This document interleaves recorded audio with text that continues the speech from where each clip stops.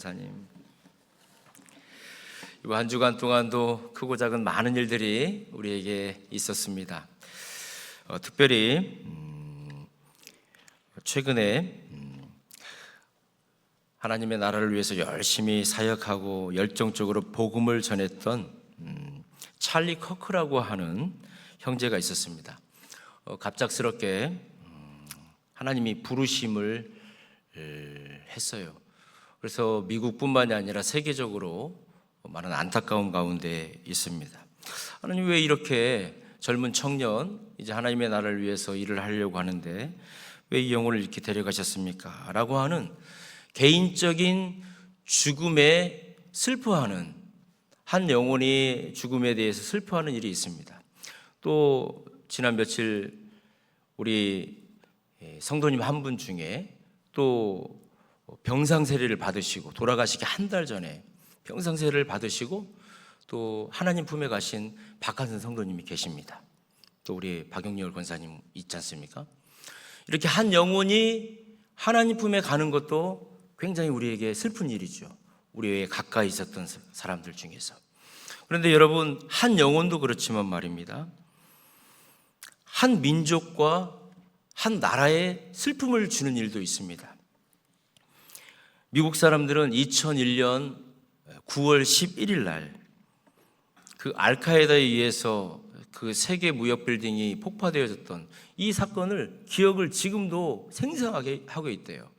3,000명 정도가 이때 돌아가셨는데 이 일들은 미국에 벌어졌던 충격 중에 충격입니다. 또 영국 사람들에게는 어떤 일이 충격입니까? 물어보니까 다이애나 비 황태자비가 죽었을 때 그것을 영국 사람들은 가장 큰 충격으로 얘기를 하는 것입니다. 여러분, 우리나라는 또 어떻습니까? 우리나라도 굉장히 잊혀지지 않는 민족적인 아픔이 있습니다. 1910년 8월 29일 날 우리 대한제국의 주권이 일본에게 빼앗겨 버렸던 그 경술국치라고 하는 날 있지 않습니까? 경술년에 나라를 빼앗겨 버리는 치욕적인 날 해가지고 경술국치 해가지고 이 날을 우리 대한민국은 지금도 잊지를 못하는 것이죠. 자, 여러분, 개인적인 슬픔과 아픔이 있습니다. 민족적인 아픔과 슬픔이 있습니다. 그렇다면 전 세계적으로 말입니다, 전 세계적으로 가장 고통스럽고 힘들었었던 사건은 무엇일까요? 1차 세계대전일까요? 2차 세계대전일까요?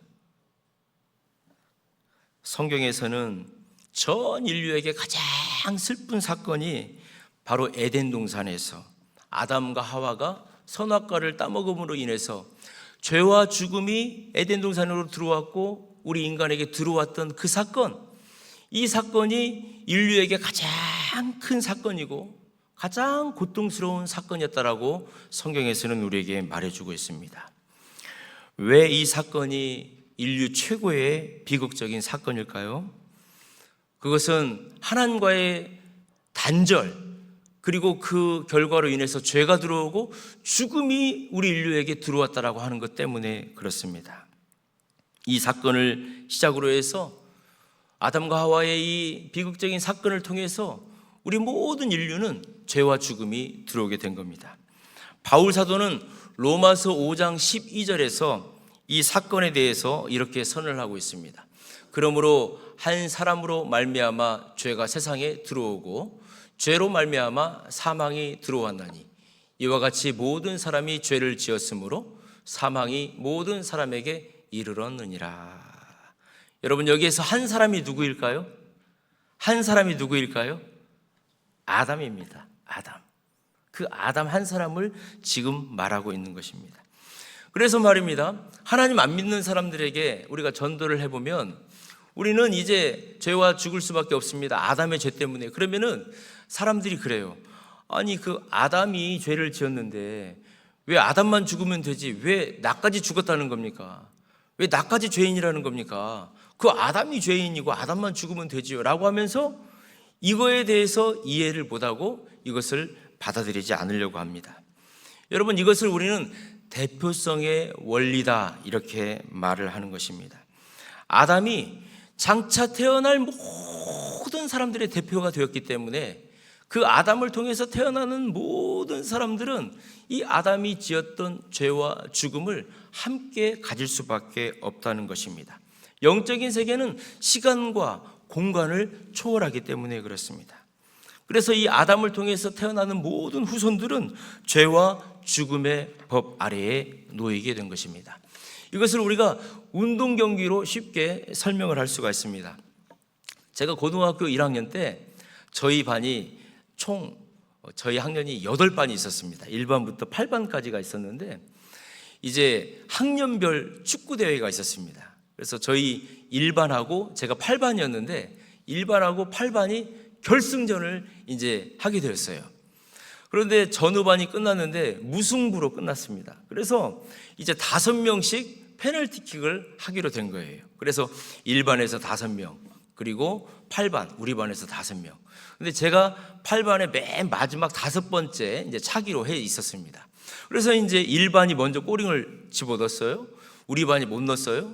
그리고 1반이 못 넣고 못 넣고 하다가 2대2가 되었어요. 마지막 제찰제례가 된 거예요. 제가 이제 차가지고 꼬린이 되면 우리 반이 이기는 거고, 꼬린이 안 되면 또 다시 이제 또 해야 되는 상황이 된 거예요. 제가 이렇게 공을 차려고 이렇게 보니까 그날따라 골대가 크게 보이고 골키퍼는 작게 보이더라고요. 제가 그냥 있는 힘껏 달려가가지고 공을 팍 찼습니다. 슛! 어떻게 됐을까요? 골인 하는 순간 말입니다. 우리 8반은 난리가 난 거예요. 이제 막 뛰고 말입니다. 서로 부둥켜 안고. 근데 1반을 보니까 1반은 코가 다 빠져가지고 땅바닥에 다 철푸덕 주저앉아 있는 거예요. 여러분, 고등학교 축구 경기만 해도 말입니다. 우리 8반이 이겼어 하면 8반이 그날은 왕이에요, 왕. 1반은 그날은 하인이에요, 하인.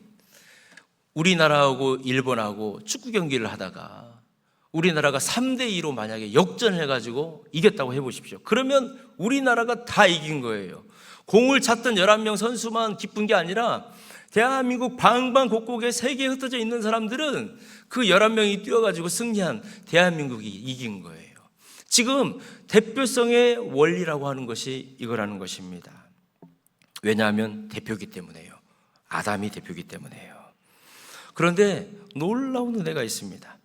만약에 아담이 대표였기 때문에 아담이 지었던 그 결과로, 죄의 결과로 죄와 죽음이 들어와서 모든 인류가 다 죽을 수밖에 없는 상황이었다면 두 번째 아담 대신 우리 예수님께서 그 대표성의 원리로 십자가에 죽어주심으로 인해서, 부활하여 주심으로 인해서 모든 죄와 죽음의 문제를 해결하여 주셨다고 하는 것이 우리에게 주신 축복인 줄 믿습니다. 그래서 로마서 5장 18절 말씀인데 우리 같이 한 목소리로 같이 한번 읽겠습니다. 시작. 그런즉 한 범죄로 많은 사람이 정죄에 이른 것 같이 한 의로운 행위로 말미암아 많은 사람이 의롭다 하심을 받아 생명에 이르렀느니라. 제가 읽어드렸습니다. 로마서 5장 18절. 우리 다시 한번 읽어보겠습니다. 시작. 그런즉 한 범죄로 많은 사람이 정죄에 이른 것 같이 한 의로운 행위로 말미암아 많은 사람이 의롭다 하심을 받아 생명에 이르렀느니라. 첫 아담은 우리에게 죄와 죽음을 주었지만 마지막 아담 대신 예수 그리스도는 우리에게 구원을 가져다 줬다는 거예요. 왜요? 대표성의 원리 때문에 그렇습니다. 그래서 희망도 없고 소망도 없고 죽을 수밖에 없는 우리에게 한 가닥의 희망을 하나님께서 우리에게 주셨어요. 아담이 범죄했을 때에 하나님께서 우리에게 원시 복음을 주셨어요. 원시 복음. 여러분, 창세기 3장 15절 말씀을 우리가 원시 복음 이렇게 말을 하거든요. 원시 복음. 그런데 그 원시라고 하는 게 한자입니다. 한자. 근원 원자에다가 비로소 시를 쓰는 거예요. 그래서 가장 처음 근원에 라고 하는 뜻이 있고, 복음은 무엇입니까? 기쁜 소식이죠. 그러니까 원시 복음이라고 하는 것은 최초로 하나님께서 우리에게 주신 기쁜 복음의 소식이라는 거예요. 그래서 나중에 이제 원시복음 하면은 원시인들이 말한 복음인가? 이렇게 우리는 생각하면 안 되는 거예요. 하나님이 아담과 하와가 죄를 지었을 때에 제일 첫 번째로 복된 기쁨의 소식을 약속해 주셨구나. 그게 뭐예요? 창세기 3장 15절 말씀이라는 거예요. 아담과 하와가 하나님과의 단절로 인해서 그 대표성의 원리로 죄와 죽음이 들어왔을 때에 하나님께서 창세기 3장 15절을 통해서 이 원시 복음, 인류 최초의 기쁜 소식을 약속해 주셨다는 것입니다. 우리 창세기 3장 15절 말씀을 한 목소리로 같이 한번 읽겠습니다. 시작. 내가 너로 여자와 원수가 되게 하고 내 후손도 내 머리를 상하게 할 것이요 너는 그의 발꿈치를 상하게 할 것이니라 하시고. 여러분, 뱀은 사단을 의미합니다. 그리고 여자의 후손은 예수님인데, 예수님께서 십자가에 죽으시고 부활하심으로 인해 가지고 그 사단의 권세, 그 머리를 깨버리신 거예요. 그런데 뱀은 그 여인의 아들의 발꿈치를 상하게 한대요. 예수님 십자가에서 고통스럽게 한다는 거예요. 잠시 죽는 것 같이 하지만 우리 예수님께서는 죽지 아니하시고 부활하셔서 결과 그 뱀의 머리를 깨버리신 거예요. 이것을 우리 하나님께서 약속해 주신 것입니다. 이 원시 복음은 구원자 예수 그리스도께서 이 사단의 모든 괴계를 깨트려 버리시고 인류 구원에게 생명을 주시고자 하셨던 그 첫 번째 약속이었습니다. 이 약속이 성경을 관통하는 것입니다. 구약 성경을 관통하는 것이에요. 그래서 이 땅에 우리 예수님이 오시는 것이고 하나님의 그 약속을 예수님이 십자가의 사건을 통해서 이루어 주시게 된 것입니다. 여러분, 사단은 말입니다, 결코 즉흥적으로 하나님 나라의 일을 반대하거나 하나님 믿는 사람들을 쓰러뜨리는 게 아니에요. 그 사단들은 치밀한 계획을 가지고 말입니다, 하나님 잘 섬기는 사람들 옆에서 그 주위에서 모든 상황과 환경을 가지고 그 사람을 하나님에게서부터 뺏어오려고 그러고 하나님으로부터 떨어뜨리려고 하고 넘어지게 하는 것입니다. 그래서 바울 사도는 마귀의 관계를 능히 대적하기 위하여 하나님의 전신갑주를 입어라 라고 우리에게 항상 외쳐주고 있는 것입니다. 여러분, 사단 마귀가 말입니다, 에덴 동산에서 하와를 넘어뜨렸잖아요. 그 사단이 하와를 넘어뜨리기 위해서 그냥 갑작스럽게 그랬을까요? 저는 그랬다고 생각을 하지 않습니다. 일부러 하와를 먼저 공격했다라고 생각을 하는 거예요. 오늘 우리가 읽었던 1절부터 5절 말씀을 봐보십시오. 이 긴박한 사단과 하와의 대화 속에 아담은 나와 있지 않아요. 그 상황 가운데 아담은 어디 있었는지를 모르겠어요. 지금 하와 혼자 있을 때 사단이 하와에게 와가지고 이 하와를 계속 교묘한 말로 넘어뜨리고 있는 것을 볼 수가 있습니다. 왜 사단은 언약을 받았던 그 당사자 아담이 아니라 아담을 받지 않고 아담에게 들었던 그 하나님과의 그 언약을 들었던 아담을 통해서 하와에게 알려줬잖아요. 그 아담을 통해 들었던 하와를 공격을 했을까요? 자, 우리 창세기 2장 17절을 보면은 하나님은 하와를 만드시기 전에 아담에게 말입니다, 너 이것을 먹으면 반드시 죽는 거야 라고 분명히 말씀을 해주셨는데 사단과 하와의 대화를 봐보십시오. 하와는 그렇게 말을 하지 않아요. 하나님이 죽을까 하노라 했다는 거예요. 여러분, 이것이 무슨 이야기입니까? 아담이 어떻게 보면 하와에게 정확하게 안 가르쳐 줄 수도 있어요.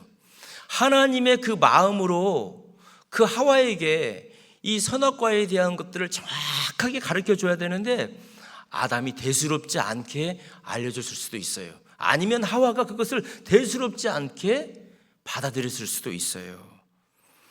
사단은 이 점을 교묘하게 파고든 거죠. 그래서 하와를 유혹한 것입니다. 왜요? 하와를 공략하면 아담보다는 쉬울 수 있기 때문에. 그래서 하와를 공략하면 100% 넘어질 수 있겠다라고 하는 확신이 사단에게는 있었던 거죠. 사랑하는 성도 여러분, 우리가 하와보다 더 쉽게 넘어질 수도 있습니다. 왜 그런 줄 아십니까?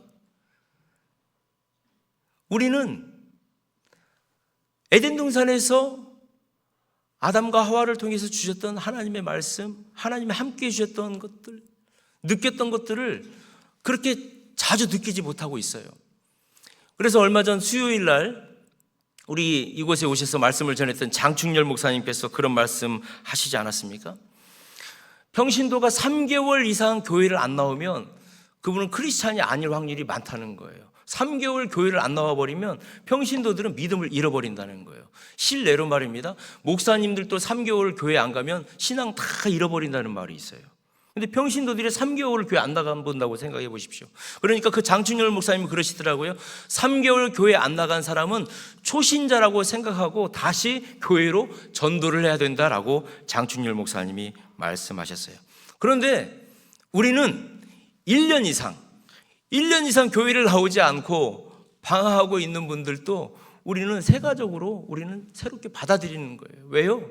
1년 이상 교회를 안 나오고 있다라고 하는 것은요, 하나님의 말씀이 말라버린 거예요. 기도가 말라버리고요, 예배가 말라버린 거예요. 그래서 그분들을 함께 모시고 오는 우리 동성교회가 됐으면 너무 좋겠습니다. 하와를 왜 사단이 이렇게 공격하신 줄 아십니까? 혼자 있었기 때문에 그래요. 혼자 있었기 때문에. 혼자 있는 하와를 사단은 공격을 한 겁니다. 존 스토트 목사님은 교회에 대해서 이렇게 말씀하셨습니다. 교회는 하나님의 새로운 사회다.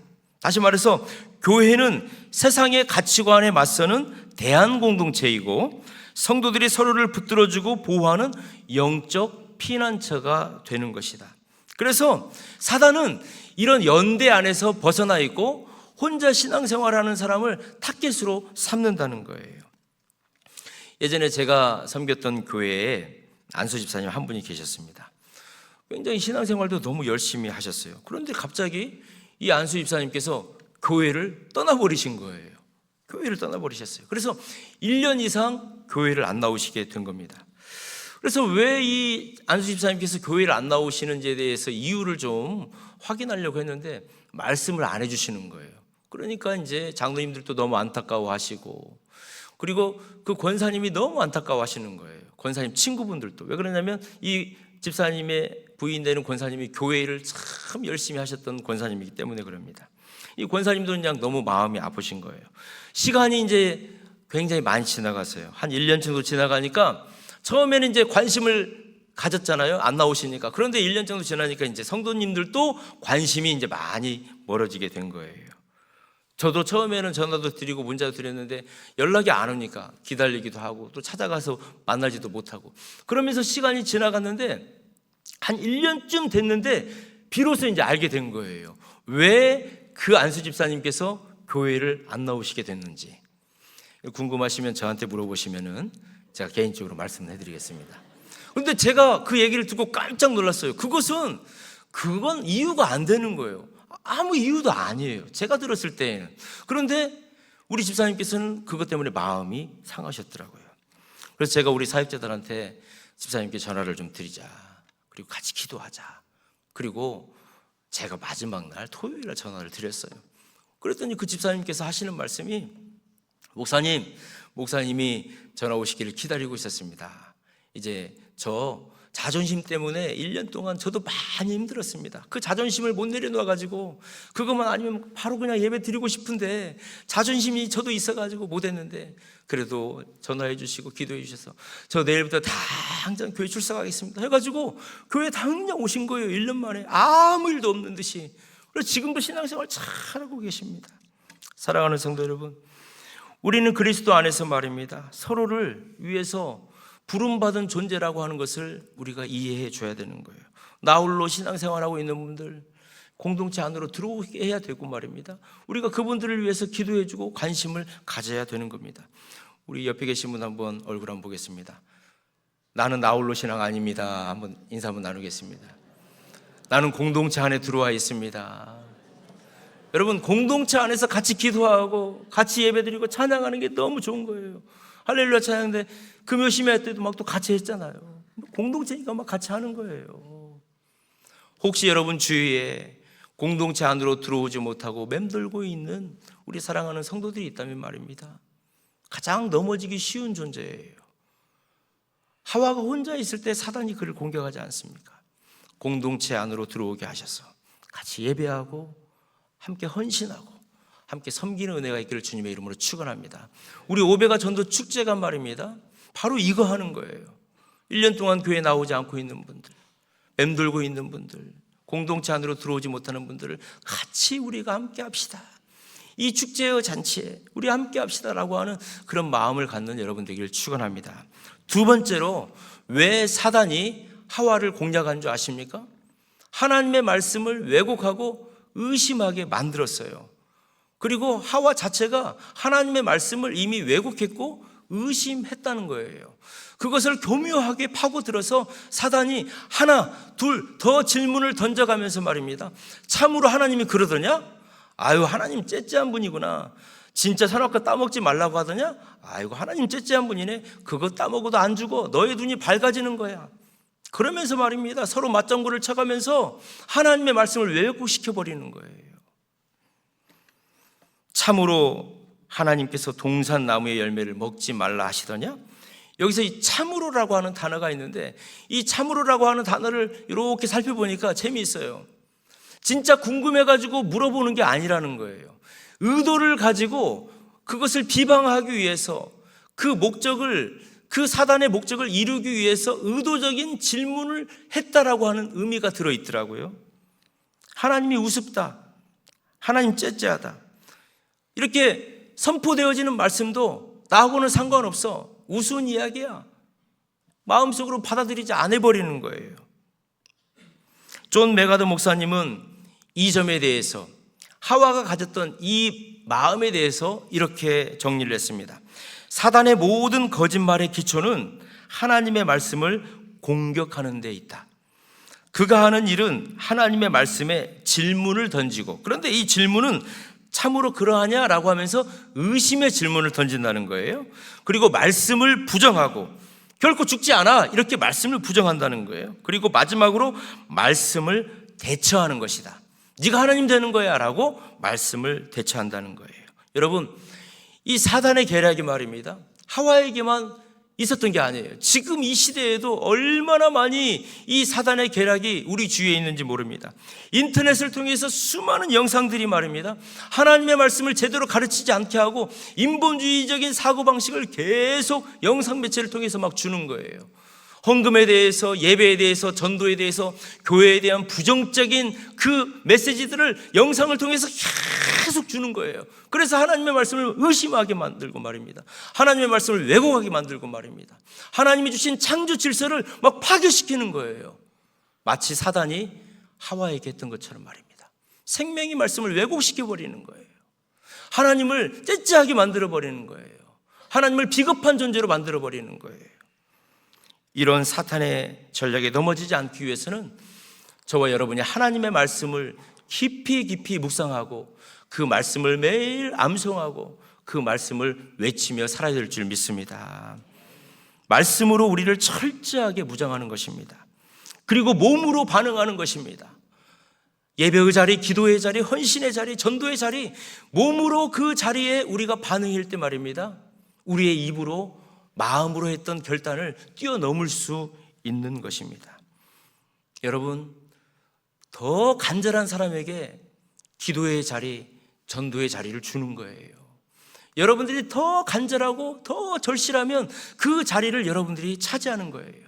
그런데 여러분들이 간절하지 않으면 말입니다, 더 간절하신 분들이 그 자리를 가는 거예요. 그런데 더 무서운 것은 그 자리를 가지 못하게 사단은 끊임없이 우리를 방해한다는 거예요. 여러분, 이 사실을 꼭 기억하시고 힘들고 어려워도 말입니다, 기도의 자리를 지키시고 예배의 자리를 지키시고 전도의 사명을 감당하는 여러분 되기를 주님의 이름으로 축원합니다. 이것이 결과적으로 하나님이 우리에게 주시는 축복이라는 것입니다. 세 번째로, 하와는 또 어떻게 넘어졌습니까? 하나님이 주시는 그 축복을 사단은, 하와에게 줬던 그 축복을 하와가 넘어뜨리는 도구로 사용을 했다는 것입니다. 사단은 하와에게 그럽니다. 그 선악과 말이야, 그거 따먹어도 안 죽어. 네가 그것을 먹으면 네가 하나님처럼 되는 거야. 하와에게 줬던 그 자유의지를 축복으로 하나님께서는 주셨는데 사단은 그 자유의지를 하나님 앞에 죄를 짓는 도구로 바꿔버렸다는 것입니다.